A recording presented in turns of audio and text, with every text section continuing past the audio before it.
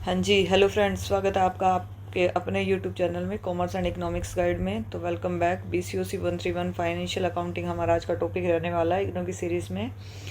तो आज हम ये टॉपिक करते हैं। इसमें भाई न्यूमेरिकल की वो डिमांड आ रखी थी कि मैम थोड़ी न्यूमेरिकल जर्नल एंट्रीज वगैरह कराइए, तो उसको टारगेट रख के आज हम ये लेके आए। थ्योरी की वीडियो मैंने पहले डाल दी थी, आप उसे चेक कर लेना। तो आज हम न्यूमेरिकल की वीडियो डाल रहे हैं, आज इस पर फोकस करना, ठीक है।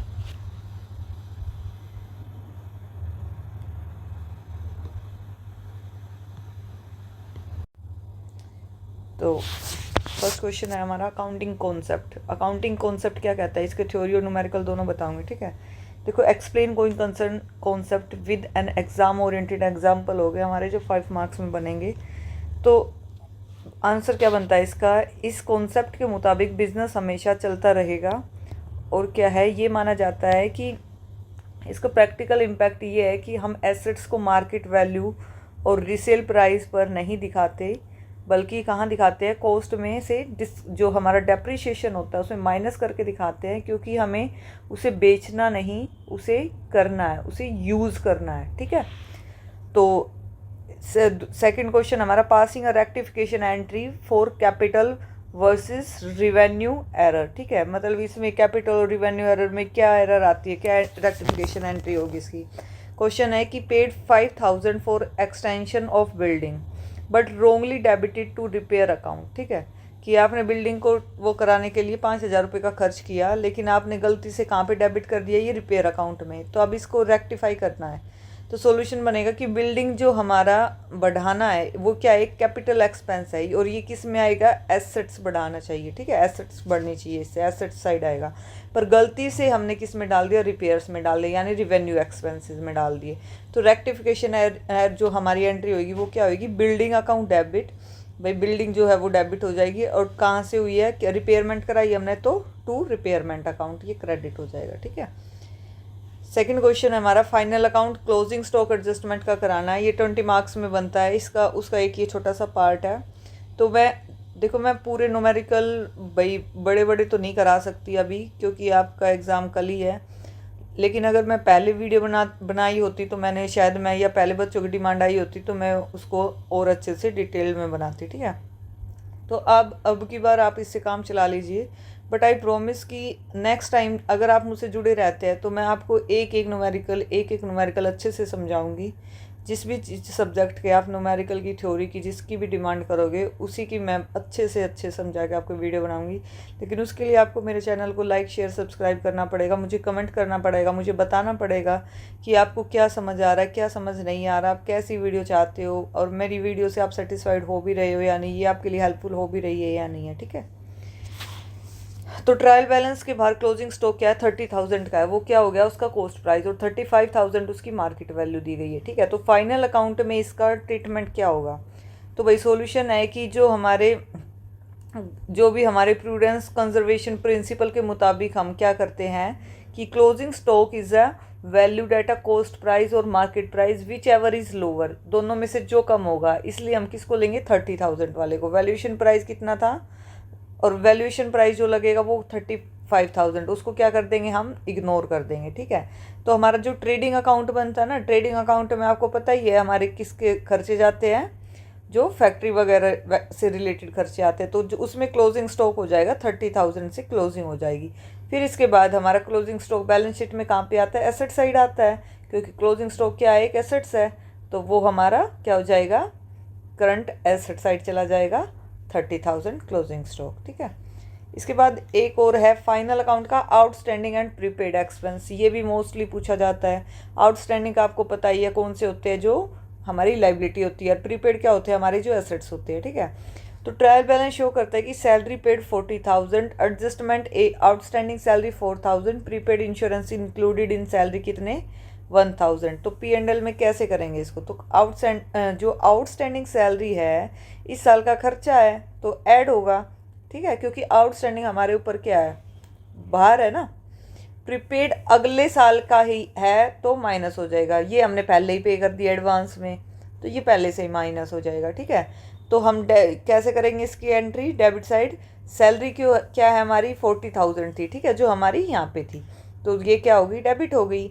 ऐड क्या कर देंगे, हमेशा आउटस्टैंडिंग, जो भी चीज़ आउटस्टैंडिंग होती है वो हमेशा क्या होती है, ऐड होती है। जो प्रीपेड होती है वो क्या हो जाती है, लेस हो जाती है। ठीक है, तो आउटस्टैंडिंग 4000 थी, इसको ऐड कर दिया और इसमें से लेस क्या कर दिया, प्रीपेड इंश्योरेंस नेक्स्ट ईयर के जो था वो 1000 लेस कर दिया।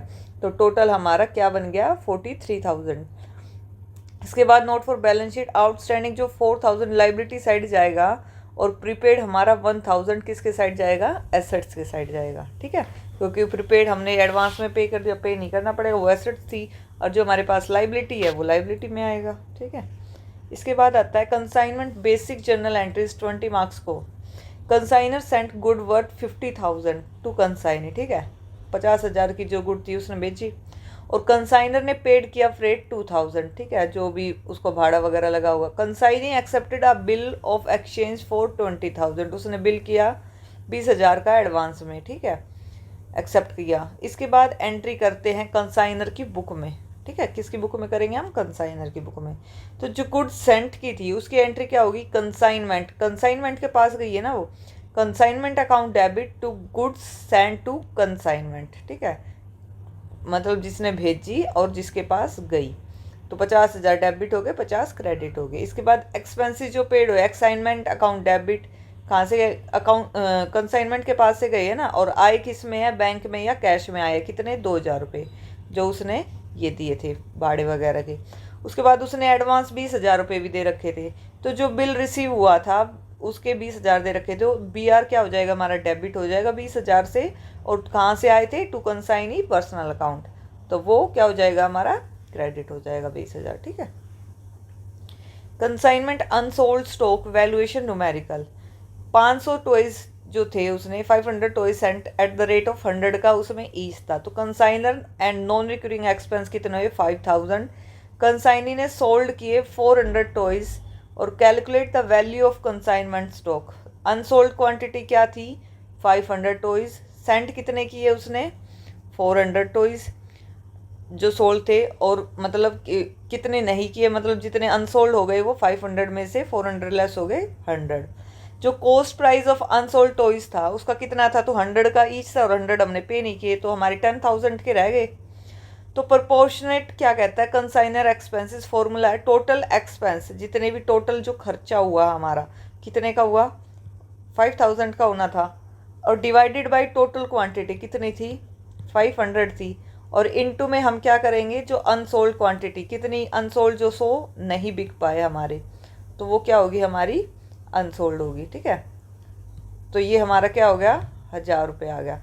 तो टोटल वैल्यू ऑफ कंसाइनमेंट की कितनी आई थी हमारी, 10,000 रुपये। ठीक है, क्योंकि 100 टॉयज 100 का ईच था, तो वो हमारी 10,000 रुपये थी, और इसमें से ये जो 1,000 रुपये है ये क्या कर देंगे, ऐड कर देंगे। ठीक है, तो क्या बन जाएगा हमारा, 11,000 रुपये।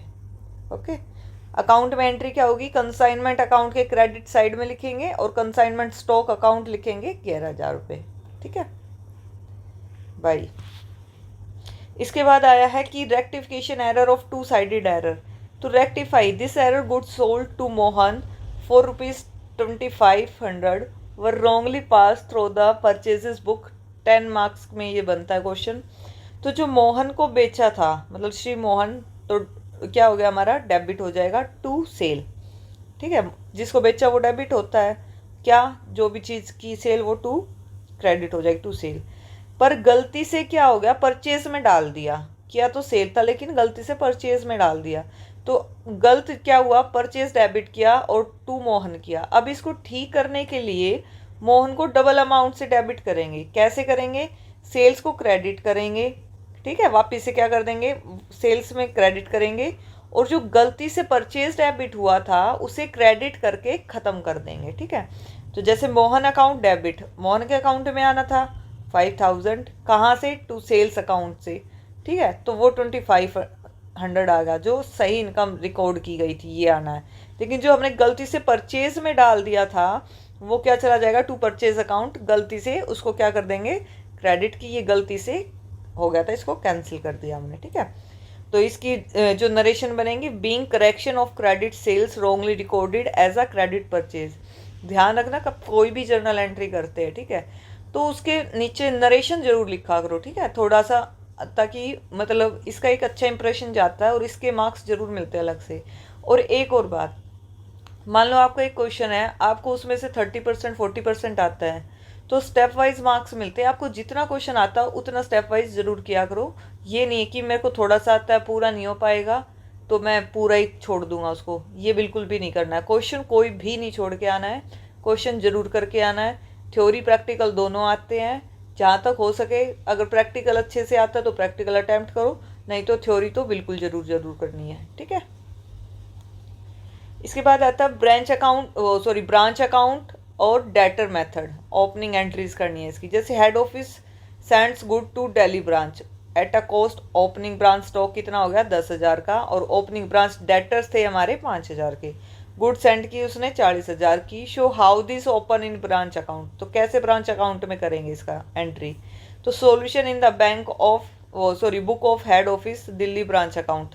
ब्रांच अकाउंट में कैसे एंट्री होगी, टू बैलेंस ब्रोट डाउन, कितने से हुआ था हमारा, जो ओपनिंग एसेट्स हमेशा डेबिट होते हैं, ठीक है। तो स्टॉक आया था भाई हमारे, जब हमने ओपन किया था तो 10,000 का स्टॉक आया था, 5,000 के हमारी डेटर्स थे, और जो गुड्स मतलब उसने बेची थी 40,000 की वो गुड्स थी, ठीक है। तो ये सब हो जाएंगे, है जो हेड ऑफिस है से जो भी माल ब्रांच को जाएगा वो सब क्या हो जाएंगे, डेबिट हो जाएंगे, ठीक है। तो ब्रांच अकाउंट एक नॉमिनल अकाउंट की तरह काम करता है, जिससे हेड ऑफिस डायरेक्टली ब्रांच के नेट प्रॉफिट या लॉस कैलकुलेट कर लेते हैं, ठीक है। इसके बाद हमारा है hire purchase, cash price and bad debts. Hire purchase में क्या होता है, इंटरेस्ट और प्रिंसिपल में क्या फ़र्क होता है, तो इसका एक शॉर्ट नोट बनता है कि हायर परचेज की हर किस्त इंस्टॉलमेंट के 2 पार्ट होते हैं। Instalment equal to cash price portion plus interest. Cash price assets की एक्चुअल वैल्यू होती है, और इंटरेस्ट एसेट को उधारी पे चलाने की कॉस्ट होती है, ठीक है। एसेट्स अकाउंट में सिर्फ कैश प्राइस डेबिट होता है और इंटरेस्ट नहीं, ठीक है। और फाइनल अकाउंट क्या होते हैं हमारे, further bad debts and provision of bad debts. ये 10 मार्क्स में बनते हैं। तो जैसे डेटर्स थे 50,000 के, तो एडजस्टमेंट थी हमारी फर्स्ट कि bad debts to be written 2,000, ठीक है। और क्रिएट 5% उस पर क्या है, प्रोविजन फॉर डाउटफुल डेट्स। ऐसे प्रोविजन जो अभी डाउट में है, मिले नहीं है, ठीक है, वो अभी बैड डेट्स हुए नहीं है। तो कैलकुलेट न्यू प्रोविजंस। ये बैड डेट्स, ये तो क्लियर है कि ये बैड डेट्स हो गए, लेकिन ये प्रोविजन थे जो हमारे डाउटफुल थे। तो न्यू डेटर्स हमारा 50,000 का आया था, जिसमें से बैड डेट्स 2,000 थे, तो लेस ये, क्योंकि ये कंफर्म है तो लेस कर दिए। जो डाउटफुल है हमारे कितने, 5%, किसका, 40,000 का, कितना, 2,400। ये हमें निकालना भी क्या था, प्रोविजन ऑफ डाउटफुल डेट्स। तो ये हमने 5% इसका निकाल दिया, 2,400, ठीक है। तो भाई ये हमारे क्वेश्चन थे। आई नो कि मैंने ज़्यादा नहीं कराए, लेकिन इस टाइम पे इतने शॉर्ट नोटिस पे गाइज मैं इतना ही डाल सकती थी। अगर ज़्यादा लोगों की डिमांड आती है तो मैं और अच्छे से वीडियो बना पाती, क्योंकि मेरे पास बहुत कम लोगों की डिमांड आई थी, तो मैंने उसके अकॉर्डिंग अपनी वीडियो बना दी है। मेरे से जितने ज़्यादा लोग कमेंट करेंगे, जितने ज़्यादा लोग बोलेंगे कि मैम इस एग्ज़ाम की बनाओ, मैं उतने ही जी जान लगा के उसकी वीडियो लेके आऊँगी, ठीक है। क्योंकि मुझे भी तो मोटिवेशन चाहिए ना बनाने के लिए। मैं ऐसे वीडियो डालती रहूँगी और मतलब लोग देखते रहेंगे, ना तो सपोर्ट करते हैं, ना शेयर करते हैं, ना लाइक करते हैं, ना कमेंट करते हैं, ना सब्सक्राइब करते हैं, तो मुझे कैसे मोटिवेशन मिलेगा, ठीक है। मैं इतना कर रही हूँ, आप एटलीस्ट इतना तो कर ही सकते हैं ना मेरे लिए। तो प्लीज़ अगर आपको वीडियो पसंद आई है तो लाइक शेयर सब्सक्राइब जरूर करना, और all the very very best. Paper ध्यान से करना, विदाउट टेंशन के करना, फोकस करके करना, जो भी घर की टेंशन है उसको घर छोड़ के जाना, ठीक है, और अच्छे से अटेम्प्ट करके आना। Okay, all the very best, thank you.